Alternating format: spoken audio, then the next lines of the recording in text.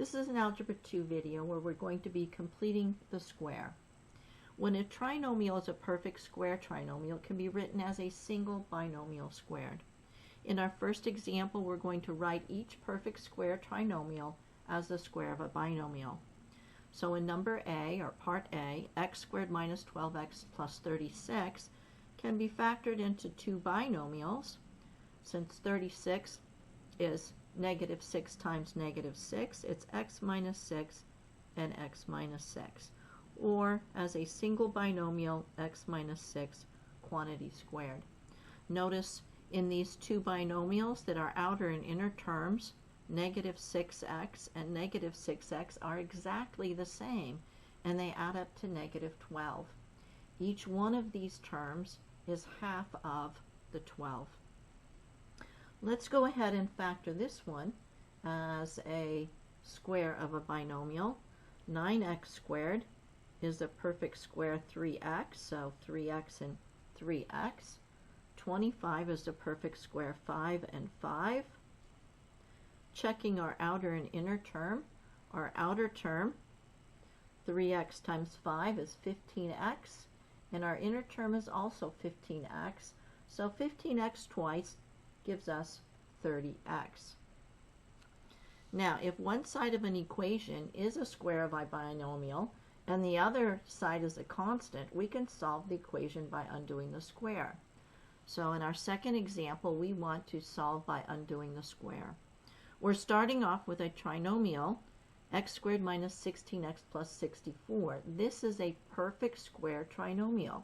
I can tell because our perfect square for 64 is 8 times 8, and 8 plus 8 add up to 16.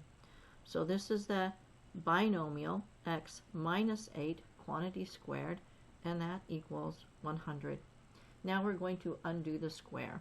We're going to undo the square by doing the square root of both sides of the equation. Remember, when we're doing the square root, we need to consider both the positive and the negative root.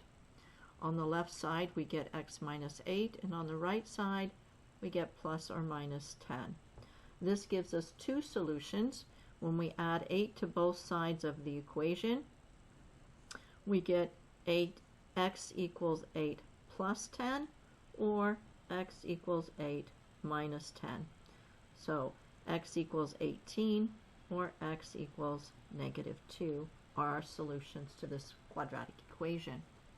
In part B, this is also a perfect square trinomial. 4x squared is the perfect square 2x and 2x. 1 is the perfect square 1 and 1.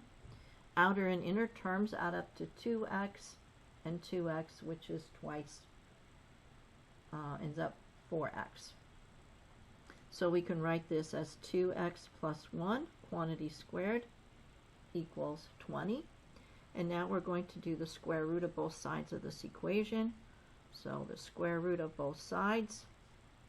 Again, don't forget both the positive and negative root of 20. On the left side, the square and the square root are reverse operations, so they undo, and we get 2x plus 1. Simplifying the square root of 20, we get plus or minus 2 root 5. We need to continue solving. We have to get x by itself, so we're going to subtract 1 from both sides of the equation, giving us negative 1 plus or minus 2 times the square root of 5. And then our next step is to divide by 2. So x is equal to the quantity, negative 1, plus or minus 2 root 5, divided by 2. The answer can be left in this form, but there are actually two solutions here. The two solutions are x equals negative 1 plus 2 root 5, all divided by 2. The second one is x equals negative 1 minus 2 root 5 divided by 2. So we have two solutions to our quadratic equations. If one side of our equation is not a perfect square, we can add or subtract a constant from each side of the equation to make it a perfect square trinomial. So to lead up to that, in example 3, we're going to find the value of c that makes a trinomial a perfect square trinomial. Well, as we were looking at factoring it, I know my outer and inner terms need to be identical, so they both need to be 4x. So as I'm thinking about how that has to work out, both of these terms have to be a 4x to get our middle. So when we're multiplying x and x, I need to be able to have my inner term be 4x, my outer term be 4x, so that they can add up to 8x. So in order to multiply here, in order to get 4x, this has to be a 4, and so does that one. So I end up with x plus 4 quantity squared. But what is the c that I need right here to make that a perfect square trinomial? Well, that's our last term. That's our 4 times 4, which is our 16. So notice how we get that. 8 is split into 2 parts, 4x and 4x, and then that part 4 is squared. So in order to find my value for c, the quick way is to divide 8 by 2 to get 4, and then square that to get c. So let's do that same idea here with x squared minus 2x plus c. My outer and inner terms have to add up to -2, so splitting those in half, -2 divided by 2 tells me I have -1, and then c is going to be -1 squared. So I would have x squared minus 2x plus 1. Let's check that just to make sure that we're right. Let's go ahead and factor that. X squared is, of course, x and x. 1, both factors negative, would have to be -1 and -1. And yes, we get x squared minus x, minus x and plus 1. So we get x squared minus 1x plus 1. So yes, it checked. So here's our value of c. C has to be 1. Okay. So what we want to do here is to solve the quadratic equation by completing the square and then undoing the square. So as we're looking at this, 7 is not a perfect square. And so the first thing we're going to do is we're going to say, I don't want that 7. We're going to send it to the other side of the equation by subtracting 7 from both sides of the equation. So we're going to get it out of the way.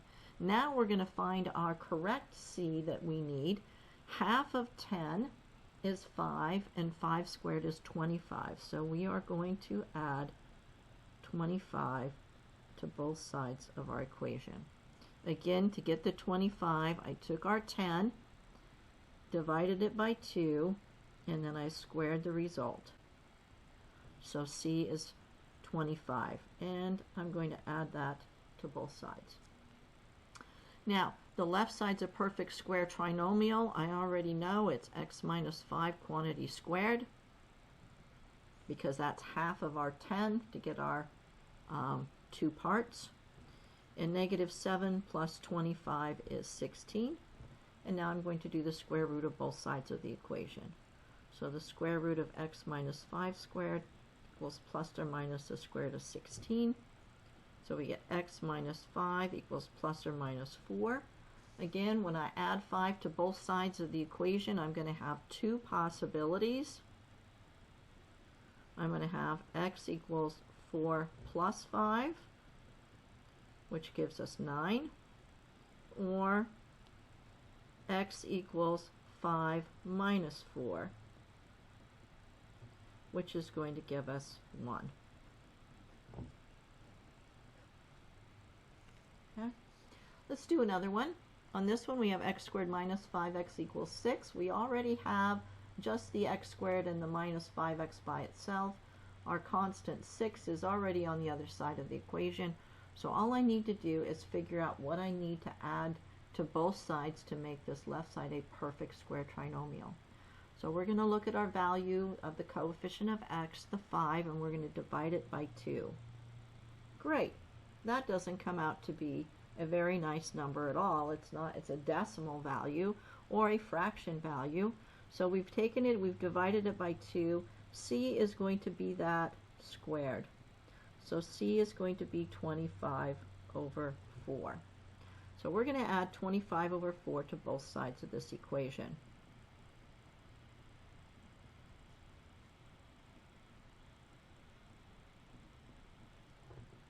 Okay, on the left side, we know that this is a perfect square trinomial, or perfect square binomials. To make this a trinomial, x minus 5 halves squared. And on this side, as we're looking at our values, we want to do here, this is going to be 24 over 4 plus 25 over 4, which is 49 over 4. So x minus 5 halves squared. Just like we did before, we've got some fractions, but we're going to do it just like we did before. We're going to do the square root of both sides of the equation. So the square root of x minus 5 halves squared equals, don't forget the plus or minus, square root of 49 fourths. Well, the square root of 49 fourths, each one of these is a nice perfect square. So the square root of 49 is 7, and the square root of 4 is 2. So we have x minus 5 halves equals plus or minus 7 halves. Again, I'm going to add 5 halves to both sides of the equation. So x equals 5 halves plus or minus 7 halves.